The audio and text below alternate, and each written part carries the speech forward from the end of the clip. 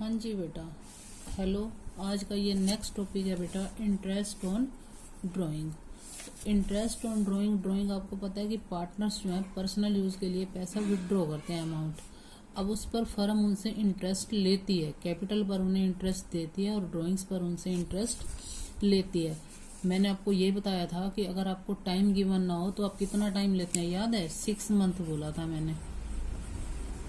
वो तो simple question थे, उनमें था। अब ये अलग से टॉपिक है, इंटरेस्ट ऑन ड्राइंग। तो इसके ना सबसे पहले तो देखो, इसके ना 2 मेथड होते हैं इंटरेस्ट ऑन ड्राइंग के।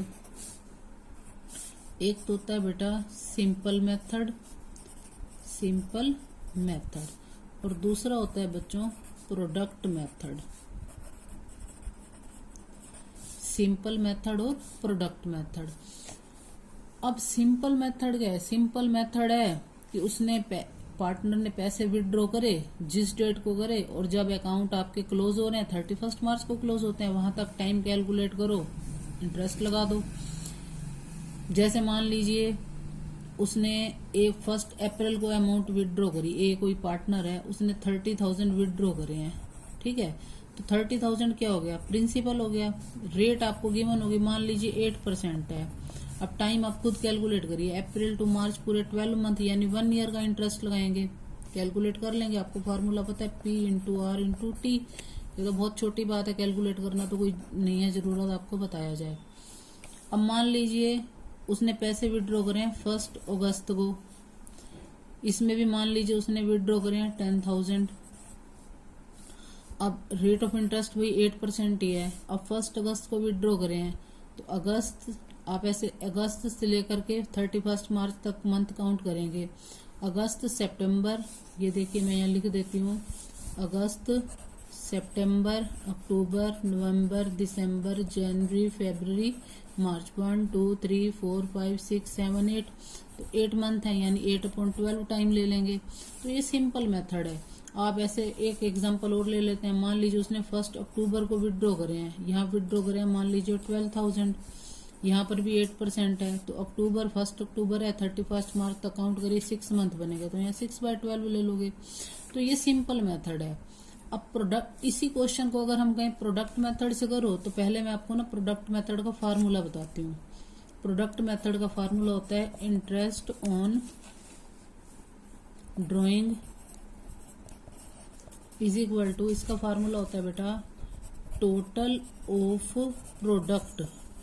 Of product multiplied 1/12। इसमें टाइम जो है 1 मंथ ही लेना है प्रोडक्ट मेथड में, इनटू परसेंट यानी जितनी रेट गिवन है अपॉन में 100। अब आप देखो 1/12 भी आप लगा लोगे, परसेंट अपॉन 100 भी कर लोगे, फिर इसमें न्यू चीज क्या है? Total of product. तो टोटल ऑफ प्रोडक्ट हम कैसे निकालेंगे? जो ऊपर वाला एग्जांपल था इसी को ही मैं कर देती हूँ। देखिए इसमें आपको 2 कॉलम तो गिवन है, क्या? Date, amount. अब डेट कितनी बोली थी मैंने? 1 अप्रैल। सेकंड में मैंने डेट बोली थी 1 अगस्त। फिर मैंने डेट लिखी थी 1 अक्टूबर। मैं वही का वही क्वेश्चन ले रही हूँ, अक्टूबर यानी 10th मंथ हो गया। अमाउंट मैंने बोली थी 10,000 सेकंड केस में, और थर्ड केस में मैंने बोली थी 12,000। मैं ऊपर वाले एग्जाम्पल को ही ले रही हूँ, कोई ज्यादा काम नहीं है इसमें, 3 अमाउंट है, इसको ले रही हूँ। अब डेट और अमाउंट के कॉलम आपको गिवन है। आप कौन सा कॉलम और बनाओगे? अगला कॉलम आप बनाओगे पीरियड का, जो आपने खुद से बनाना है। पीरियड का मतलब होता है आप ड्यूरेशन काउंट करोगे, टाइम काउंट करोगे। उसने 1 अप्रैल को पैसे विड्रॉ करे, देखिए मैंने ऊपर गिने भी थे, कितना पूरा 1 ईयर बनता है पूरा। तो इसका मतलब कितना पीरियड हो गया? ये 12 मंथ का। इसको मैं मंथ में लिख रही हूँ क्योंकि आगे भी मंथ में आएंगे तो ईयर में नहीं लिखूंगी मैं इसे। फिर उसने कब विड्रॉ करे थे? 1 अगस्त को। 1 अगस्त यानी कितने मंथ बने थे? हमने काउंट करे थे, देखिए 8 मंथ बने थे। तो यहाँ कितने मंथ हो गए? 8। फिर मैंने लिया 1 अक्टूबर। 1 अक्टूबर से आपके 31 मार्च तक बन गए 6 मंथ। तो ये कॉलम मैंने खुद बनाया, कौन सा? पीरियड का। अब इसके बाद हम लेंगे प्रोडक्ट। क्या लेंगे? प्रोडक्ट। अब प्रोडक्ट कैसे निकलेगा? अमाउंट और पीरियड की क्या कर देंगे हम? मल्टीप्लाई। अमाउंट और पीरियड की क्या कर देंगे? मल्टीप्लाई। तो इसको अगर मैं मल्टीप्लाई करूं, ये देखिए मल्टीप्लाई करके आएगा 3,60,000। इसको मल्टीप्लाई करिए 10,000 को 8 से तो 10,000 को 8 से मल्टीप्लाई करूंगी मैं, तो ये आ जाएगा आपका 80,000। कितना आ गया बेटा? 80,000। और 12,000 को 6 से करूंगी 72,000। तो ये प्रोडक्ट आ गया। फार्मूले में क्या चाहिए था? Total of product. Total of product कैसे निकलेगा? इसी प्रोडक्ट का मैं क्या कर दूंगी? टोटल कर दूंगी, तो टोटल ऑफ प्रोडक्ट आ जाएगा। उसी टोटल ऑफ प्रोडक्ट को यहां लिख लेंगे, 1/12 कर देंगे, %/100 कर देंगे, आंसर आ जाएगा। फिर से देख लीजिए, दो मेथड होते हैं इंटरेस्ट ऑन ड्राइंग के, simple method, product method. Simple method का मतलब है कि आप हर एक के इंटरेस्ट ऑन ड्राइंग को अलग अलग कैलकुलेट करेंगे। उसने 1 अप्रैल को निकाले, आप ड्यूरेशन काउंट करिए, इंटरेस्ट लगा दीजिए। 1 अगस्त को विड्रॉ करे, ड्यूरेशन काउंट करिए और इंटरेस्ट लगा दीजिए। 1 अक्टूबर को इसमें भी ड्यूरेशन काउंट करिए, अलग अलग 3 इंटरेस्ट आ जाएंगे आपके पास, राइट। और प्रोडक्ट मेथड में आपने क्या करना है? इंटरेस्ट ऑन ड्राइंग इन का फार्मूला है total of product upon into 1/12 into %/100। अब टोटल ऑफ प्रोडक्ट निकालने के लिए आपको डेट और अमाउंट का कॉलम गिवन है, पीरियड का आप खुद से बना लेंगे और प्रोडक्ट का मल्टीप्लाई करके आ जाएगा। पीरियड कैसे काउंट करने हैं?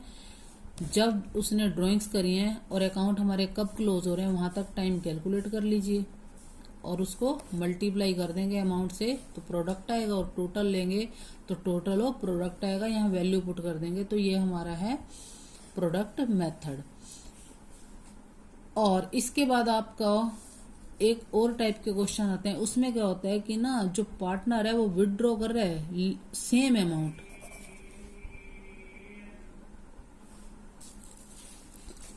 हाँ बेटा, अब कुछ क्वेश्चन ऐसे आएंगे जिसमें ना कोई पार्टनर विड्रॉ कर रहा होगा लेकिन ना वो सेम अमाउंट का मतलब पता है क्या है? 10,000 हर महीने हर मंथ 10,000 विड्रॉ कर रहा है, या 5,000 फिक्स अमाउंट है। सेम का मतलब यहाँ पर फिक्स अमाउंट विड्रॉ कर रहा है, वो 10,000 ईच पर मंथ हो सकती है, 5,000 हो सकती है, 8 वो गिवन होगी आपको। लेकिन आपने वहां ध्यान क्या देना है कि वो विड्रॉ कैसे कर रहा है? वो विड्रॉ कर रहा है बिगिनिंग में, मिडल में या एंड में। अब इसको समझो, बिगिनिंग मतलब हर मंथ के शुरू में ही वो पैसे विड्रॉ कर लेता है, या मिड में करता है, या फिर हर मंथ के एंड में करता है, और रेगुलर विड्रॉ कर रहा है। तो वहां पर आप क्या करोगे? वहां टाइम कैसे लेना है? फिर वही बात है, परसेंट तो आपको गिवन होगी, लेकिन यहाँ पर जो आपकी कैलकुलेशन है ना वो टाइम की रहेगी। तो इस तरह जब आ जाए क्वेश्चन, हर महीने वो हर मंथ सेम अमाउंट विड्रॉ कर रहा है, चाहे वो बिगिनिंग में, मिडल में, चाहे एंड में, तो वहां पर आप टाइम कैसे कैलकुलेट करोगे? उस टाइम कैलकुलेट करने को हम कहते हैं एवरेज पीरियड। क्या कहते हैं? Average period.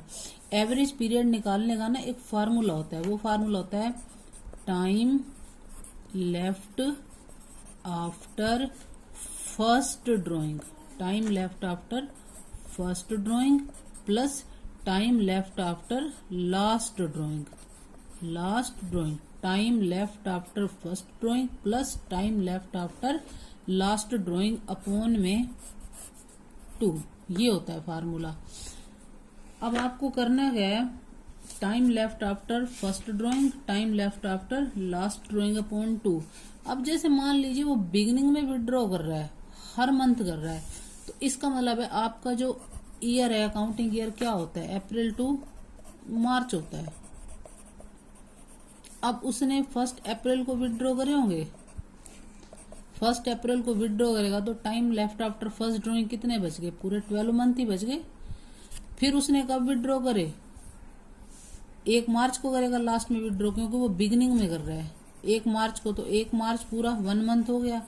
तो फर्स्ट ड्राइंग जब उसने विड्रॉ करी तो कितना टाइम लेफ्ट हो गया था? रह गया था बाकी 12 मंथ। और जब उसने 1 मार्च को विड्रॉ करा कितना टाइम रह गया? 1 मंथ। तो आप इन दोनों को प्लस करेंगे, यानी कि 12 + 1 अपॉन में 2। Time left after first drawing 12 month पूरे थे, और जब उसने लास्ट में विड्रॉ करेगा तो शुरू में ही विड्रॉ कर रहा है, बिगिनिंग का केस मान रही हूं मैं, तो बिगिनिंग में वो कब विड्रॉ करेगा? 1 मार्च को। तो कितना टाइम हो गया? 1 मंथ। तो 12 + 1 अपॉन 2 कितने हो गए? 13/2। तो ये आपका टाइम लिया जाएगा। अब एक केस हम और ले लेते हैं, एंड का लेते हैं। देखिए, अगर वो एंड में विड्रॉ कर रहा है तो पहली बार वो कब विड्रॉ करेगा? 30 अप्रैल को। अगर वो 30 अप्रैल को विड्रॉ करेगा तो कितने मंथ बच गए? 11 मंथ, क्योंकि 30 अप्रैल तो गया, बाकी रह गए 11 मंथ। लास्ट वो कब विड्रॉ करेगा? 31 मार्च को। तो 31 मार्च को विड्रॉ करेगा तो कितना टाइम हुआ? 0। तो time left after first drawing 11, time left after last drawing 0 upon में 2, तो कितना टाइम हो गया? 11/2। तो इस तरह आपने एवरेज पीरियड के हिसाब से टाइम कैलकुलेट